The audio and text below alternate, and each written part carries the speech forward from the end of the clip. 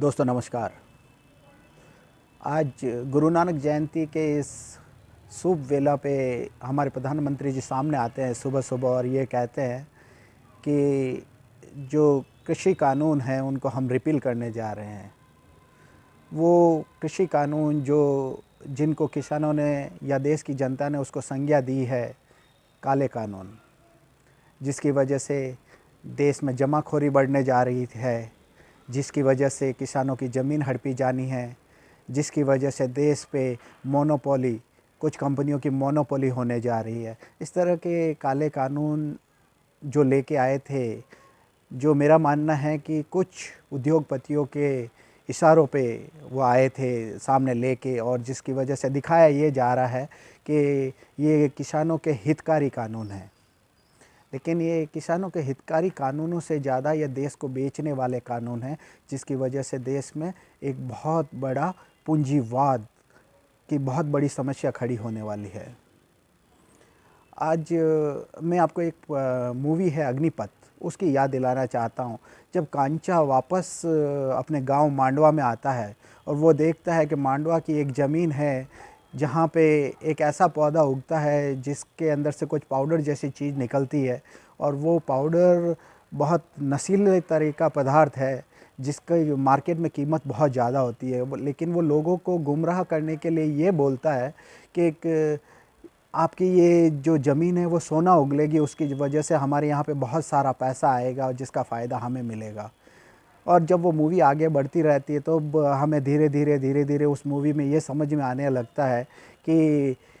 वो जो पैसा आता है सिर्फ उससे कांचा अपना और अपने कुछ लोगों का भला करता रहता है, और पूरे गांव के लोग उस तरह से उसमें षड्यंत्र के शिकार हो जाते हैं और अंत में कांचा का सर्वनाश हो जाता है,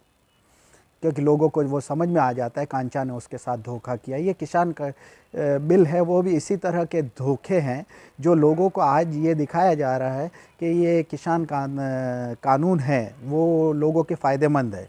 लेकिन एक्चुअली ये किसी के फ़ायदेमंद नहीं है। अगर जमाखोरी इतनी ही अच्छी चीज़ होती जिसको आज इन कृषि कानूनों में से एक कानून बना के कि कितना भी जमाखोरी किया जा सकता है, अगर इस तरह की छूट दी गई है तो फिर जमाखोरी का कानून लाया क्यों गया था, ये हमें समझना पड़ेगा। अगर क्या वो हमारे पहले वाले इंटेलेक्चुअल या जितने भी ब्यूरोक्रेट्स थे, जिनको मैं मानता हूँ कि आज के ब्यूरोक्रेट्स से बहुत ज़्यादा सेंसिटिव, बहुत ज़्यादा सोचने समझने वाले, बहुत ज़्यादा बुद्धिजीवी लोग थे, उन्होंने उस टाइम वो कानून लेके आए थे कि जमाखोरी को एक कुछ हद है वहाँ तक ही उसको स्टॉक रखने की परमिशन दी जाती थी। और क्या है जिसकी वजह से आज बहुत सारी जगह पे खबरें आती रहती है कि कॉन्ट्रैक्ट बेसिस पे जो खेती दी जाती है उसकी वजह से वो जो उस खेत में काम करने वाले लोग हैं सिर्फ मज़दूर बन के रह जाते हैं, और उनको ना तो फसलों के दाम मिल पाते हैं ना कुछ और चीज़। ये बेसिकली कहने का मतलब ये है कि ये कानून किसी भी तरीके से देखा जाए तो देश की ना जनता के फेवर में है, ना देश के किसानों के फेवर में है, ना देश के कामगार मज़दूरों के फेवर पे है, और ना ही किसी मिडिल क्लास या फिर किसी ऐसे जो उस बिज़नेस से नहीं जुड़े हुए हैं उन लोगों के किसी के काम के नहीं है। और जो लोग इस तरह के बिज़नेस में जुड़े हुए हैं उनके पास इतना पैसा है कि वो कितना भी ज़्यादा स्टॉक करके रख सकते हैं। जब 100 रुपये की चीज़ होगी वो 500 रुपये उसकी रेट हो जाएगी, तब मार्केट में लाई जाएगी। इस तरह के ये कानून थे, लेकिन उनको आज किसानों के दबाव में आके ही ये फ़ैसला लिया है प्रधानमंत्री जी ने, जिसका श्रेय भले वो किसानों को दे या ना दे, लेकिन देश की जनता का इतना प्रेशर था उन पे, देश के किसानों का इतना प्रेशर था, देश के मज़दूर वर्ग का इतना प्रेशर था, जिसकी वजह से आज उनको ये लगने लगा है कि इस तरह से हमारी लुटिया डूब जाएगी। यूपी में जो चुनाव होने वाले हैं जिसमें उनके खुद के अपने आंकड़े, अपने सर्वे ये दिखा रहे हैं कि यहाँ पे हम लोग, हमारी ज़मीन खिसकती जा रही है। योगी मोदी के जो झूठे प्रोपेगेंडा जो फैलाए हुए हैं वो सारी के सारी चीज़ें हैं वो फेल होने वाली है। इसी के दबाव में आके उन्होंने आज ये घोषणा तो कर दी, लेकिन ये भी मैं ये बोलूँगा कि मोदी जी ने ये जिस तरह से ये किसानों का जो कानून लेके आए थे, जिसमें उन्होंने राज्यों के अधिकार क्षेत्र में हस्तक्षेप करके ये लेके आए थे कि जिसको वाणिज्यिक बिल साबित करके इन्होंने संसद में पास करवाया था बिना डिबेट के, बिना किसी डिस्कशन के, जिसके विरोध में बहुत सारे लोगों को अपनी आवाज़ को इस तरह से मुखर करना पड़ा, जो वोटिंग भी ठीक से नहीं की गई थी, इस तरह से लेके आए थे। उसको जिस असंवैधानिक तरीके से उसको लेके आए थे, मोदी जी ने आज अनाउंसमेंट भी उसी असंवैधानिक तरीके से उसका वापस लेने की घोषणा की है। क्योंकि अगर मोदी जी अगर इतने मैं इनको नहीं मानता कि ये संवैधानिक पद पे बैठने के बाद में संवैधानिक काम कर रहे हैं, क्योंकि अगर ये संवैधानिक तरीके से काम कर रहे होते तो या तो ये संविधान इनको अधिकार देता है किसी भी कानून को बनाने का या फिर उसको रिपील करने का, वो किसी ऑर्डिनेंस के थ्रू ला सकते हैं या फिर बना सकते हैं, या संसद में वो जब बहस चल रही होती है, संसद चल रही होती है, उस टाइम वो कानून के रूप में उसको ला भी सकते हैं और उसको हटा भी सकते हैं। तो दोनों ही कामों के लिए मोदी जी ने ये चीज़ नहीं की। अगर इनको लग रहा है कि ये संवैधानिक तरीके से करने वाले हैं तो ये कुछ दिनों बाद भी उसको अनाउंस कर सकते थे या फिर अध्यादेश के जरिए भी ला सकते थे, जैसे कि अभी 2-4 दिनों पहले ही अध्यादेश के थ्रू एक्सटेंशन दिया गया, जो सीबीआई, ईडी वीडी के जो भी अधिकारी हैं, उनके जो टॉप पद पे बैठे हुए लोगों हैं, उनको उनका पद का एक्सटेंशन दिया गया कि आपको 1 साल के लिए, 2 साल के लिए, 3 साल के लिए, जो भी मतलब एक उनके साथ भी षड्यंत्र ही है, दबाव में रखने के लिए ये है कि आपको 1 साल के लिए हम एक्सटेंशन देंगे, फिर अगर आप हमारी जो खरे उतरोगे हमारी आकांक्षाओं पे तो आपको और बढ़ाया जाएगा, नहीं उतरोगे तो आपको हटा दिया जाएगा। मतलब किसी भी तरीके से ये संवैधानिक काम कभी नहीं हो सकते कि आप किसी भी आदमी को प्रेशर में रख के उससे अपने फ़ायदे के लिए काम करवाना। इसका अधिकार कभी भी हमारा संविधान इस तरह से नहीं देता है। जिस तरह से ये कानून संविधान के अंदर से संविधान के पेपर फाड़ते जा रहे हैं, मेरा ये कंफर्म मानना है कि लास्ट में ऐसा ना हो जाए कि सिर्फ संविधान बाहर लिखा हुआ दिख जाए, अंदर से ये पेपर सारे फाड़ दें। लेकिन जिस तरह से आज किसानों की ये जीत हुई है, उससे ये मोदी जी इतना करने में कामयाब कभी नहीं होंगे कि संविधान की सिर्फ किताब रह जाए, उसके सारे पन्ने फाड़ दे। क्योंकि ये जीत है उन किसानों की, ये जीत है उस मज़दूर वर्ग की, ये जीत है देश की उस जनता की जो मानते हैं कि संविधान के अहिंसात्मक तरीके से चल के, संवैधानिक तरीके से चल के आप किसी भी इतनी जो बहुमत की सरकार, जो बहुमत होने का मतलब ये नहीं होता कि आप मनमर्जी आए वो फैसले करें, लेकिन फिर भी ऐसी जो तानाशाही से चलने वाली सरकारों को भी घुटने पे लाया जा सकता है। ये जीत है उस हर व्यक्ति की जिसको लगता है कि आवाज़ उठाने के बाद में आपकी आवाज़ को दबाना इतना इजी नहीं है, उनको एक मनोबल मिलता है। इस तरह की चीज़ें करने से आप लोग ये एक देश की लोकतांत्रिक व्यवस्था में एक बहुत बड़ा विश्वास जगाया है लोगों के अंदर। इस लोकतांत्रिक व्यवस्था के प्रति लोगों में एक जागरूकता आई है। ये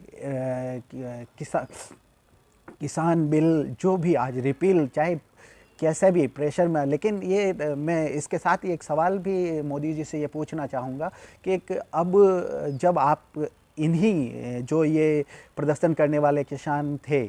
या देश की जो जनता थी, जो आम जन आंदोलन बन गया था, उस आम जन के आंदोलन को आपने कभी उसको खालिस्तानी कहा, कभी उसको आतंकवादी कहा, कभी आपको नक्सलाइट कहा, कभी उसको कुछ हिस्सों का आंदोलन का, कुछ पंजाब का, कभी खालिस्तानी का, किसी मतलब जो तमके आपने गैर ज़रूरी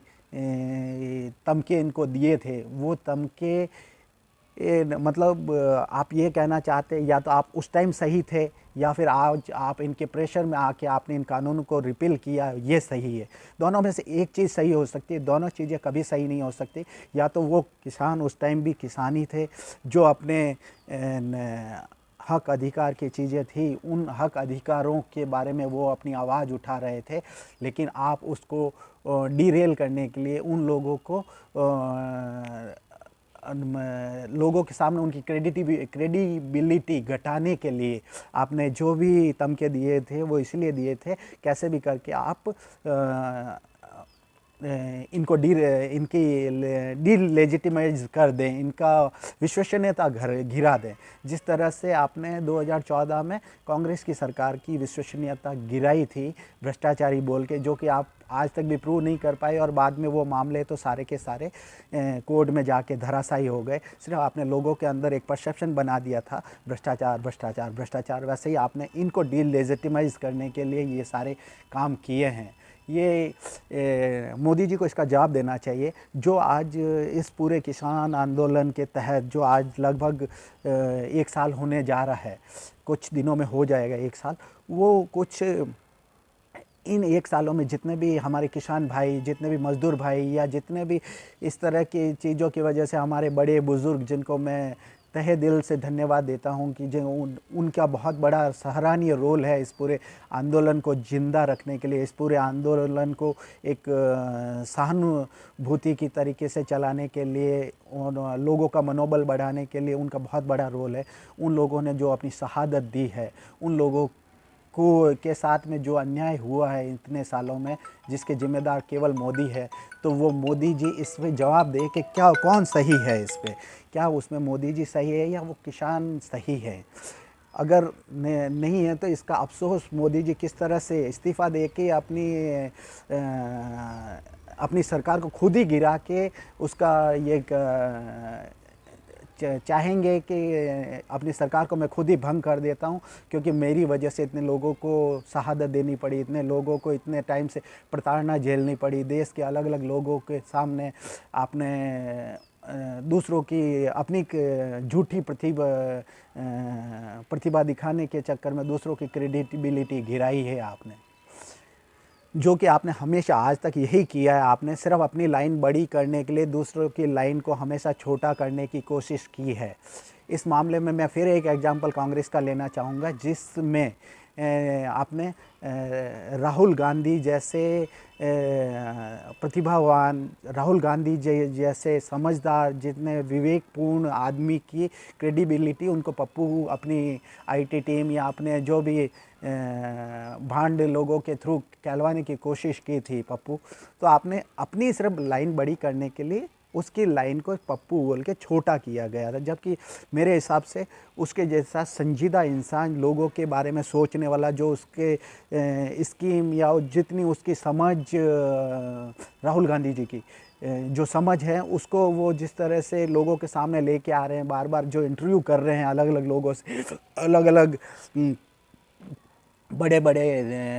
जो जानकार लोग हैं, अपने अपने विषय में हर कोई आदमी जानकार होते हैं, उनसे वो जो संवाद करके लोगों के सामने जो चीज़ें लेके आ रहे हैं, उससे ये पता चलता है कि वो कितने संजीदा आदमी हैं। आपने सिर्फ उनकी क्रेडिबिलिटी गिराई है सिर्फ अपनी लाइन बड़े करने के लिए, जबकि मेरी नज़रों में आप बड़े नहीं हैं, क्योंकि आपने जब दूसरों को छोटा करने की कोशिश की है तो खुद तो छोटे हो ही चुके हैं। इसमें कोई दोहराई नहीं होना चाहिए आपको। और जवाब आपको ये ज़रूर देना चाहिए कि अब आप किसके दबाव में आके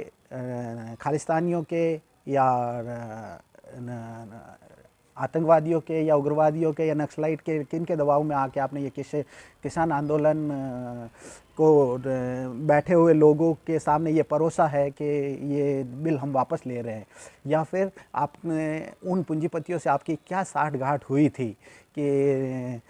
आप उस टाइम इसको वापस नहीं लिया और आज क्या सोच के वापस लिया कि या कुछ दिनों के लिए हम शांत होकर बैठ जाते हैं, फिर यूपी या इलेक्शन जीत जाएंगे यूपी या दूसरे राज्यों के, तब हम इसको फिर से अलग रूप से लेके आएंगे जिसमें और ज़्यादा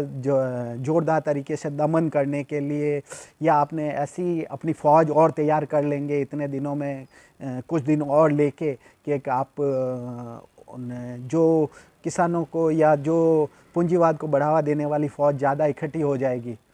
मैं मतलब ये मेरे सवाल है आपसे, जिसके जवाब आपके या फिर आपके कोई दल्ले या फिर जो भी भांड है वो आके टीवी पे वगैरह इसके जवाब दे तो अच्छा रहेगा कि एक आज। लेकिन ये कुल मिला के लोकतंत्र की जीत है,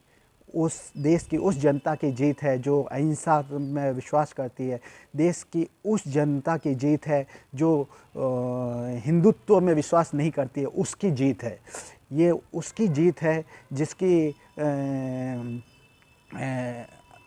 जिसको ये भरोसा होता है कि वो अपनी बात को अगर सही तरीके से, पुरजोर तरीके से, अपने विश्वास के साथ अगर रखेगा तो अच्छे को घुटने टेकने पे मजबूर होना पड़ेगा। जिस तरह से कि आज मोदी जी मजबूर हुए हैं कि हाँ, इसके लिए पूरा श्रेय किसानों की उस रणनीति को जाता है जिसमें इन्होंने वोट की छूट करने का इन्होंने निर्णय लिया था। जिस तरीके से इन्होंने इस गैर राजनीतिक तरीके से इसको लड़ा, लेकिन राजनीति भी इन्वॉल्व कर ली। ये एक उनकी जीत है। ये उस 40 संगठनों की जीत है जिन्होंने इस पूरे किसान आंदोलन को पुरजोर तरीके से एक रणनीति के तहत उसको खींचा है। उस खा पंचायतों का रोल है जिसमें उन्होंने अच्छे काम के लिए अपनी खा पंचायत को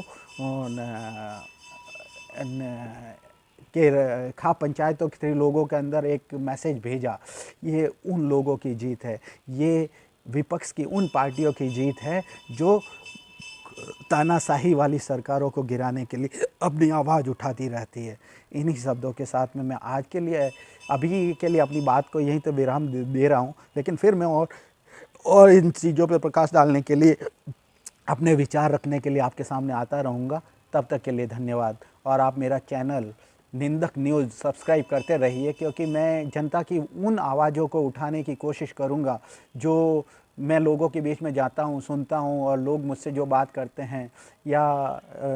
जब कभी भी ऐसा मौका मिलेगा मैं उन लोगों की बात भी आपको सुनवाने की कोशिश करूँगा। ये निंदक न्यूज़ चैनल को आप सब्सक्राइब ज़रूर कीजिए, क्योंकि आप अगर सब्सक्राइब करेंगे तो मुझे हौसला मिलेगा, और मेरा हौसला आपकी आवाज़ का प्रतिकार बन के आपके सामने आता रहेगा। धन्यवाद।